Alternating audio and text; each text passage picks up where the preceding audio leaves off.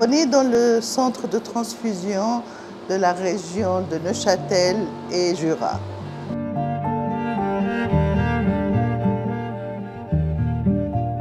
Le donneur arrive, on va imprimer sa fiche et tout le questionnaire standard suisse dédié aux dons de sang.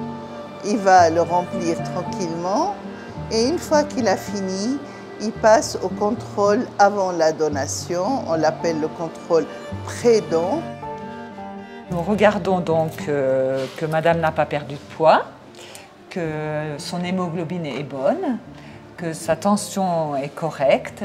Là, il y a eu un voyage en Égypte, par exemple. Alors là, je vais contrôler que l'Égypte, le temps entre chaque don, donc des fois c'est 30 jours, et certains pays c'est 6 mois, tous ceux qui ont eu le paludisme.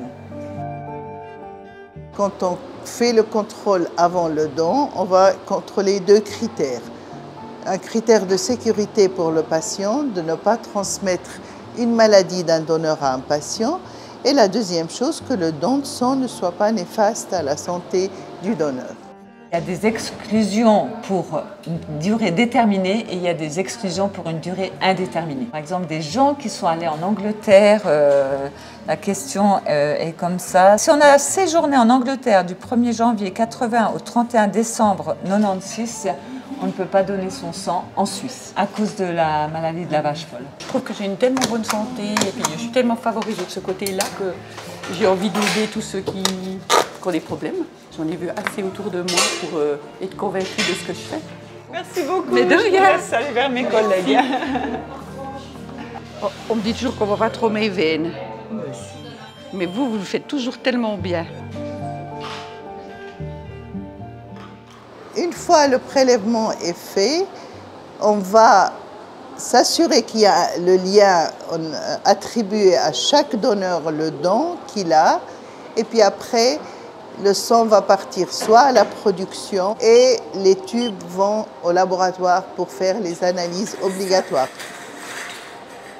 Ici, on se trouve en salle de production. C'est là, une fois que les poches de sang ont été prélevées, on les ramène ici. On doit plier les poches pour les mettre ensuite dans la centrifugeuse.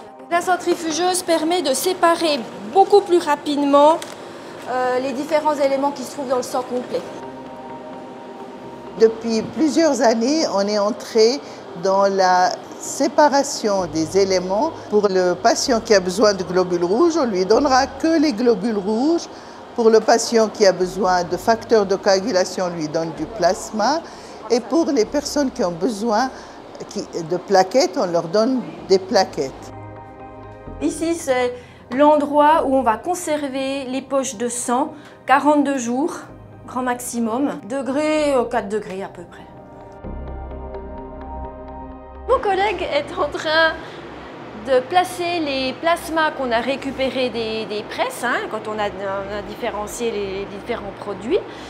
Et donc ces plasmas sont placés en surgélation, donc dans un surgélateur à moins 76, moins 80 degrés. On a une pénurie claire dans le groupe O, Rhésus négatif, c'est le donneur universel. Les hôpitaux de petite taille, parfois pour ne pas prendre des poches de sang de groupe rare, vont le substituer par le O négatif et utilisent d'une manière abusive ce groupe.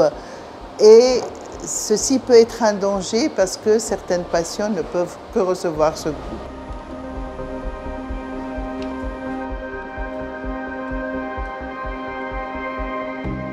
La production ne pourra pas finir son travail, c'est-à-dire étiqueter ses poches, si moi je n'ai pas fini toutes les analyses du laboratoire. Ici, on fait les groupes sanguins du donneur, pour dire si les A pose ou nègre. On fait le phénotype Rhésus-Kell et on fait les recherches d'anticorps. On fait aussi la sérologie virale, donc pour le virus de l'hépatite B, l'hépatite C, le HIV et la syphilis. On fait une sérothèque pour les donneurs aussi. Et on fait aussi les PCR pour le HIV, l'hépatite C et l'hépatite B, l'hépatite E, l'hépatite A, le parvovirus B19.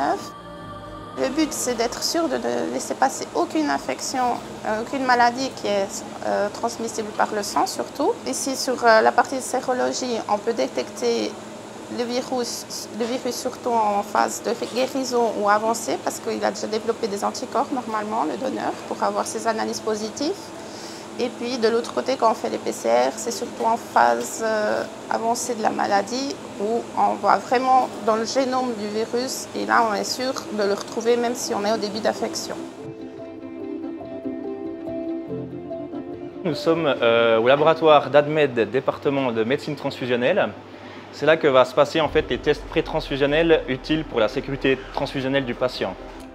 Nous sommes un laboratoire de première et deuxième intention. Première intention, ça signifie qu'on va élaborer des compatibilités de routine, donc tout ce qui est facile. Et ensuite, on est aussi un laboratoire de deuxième intention.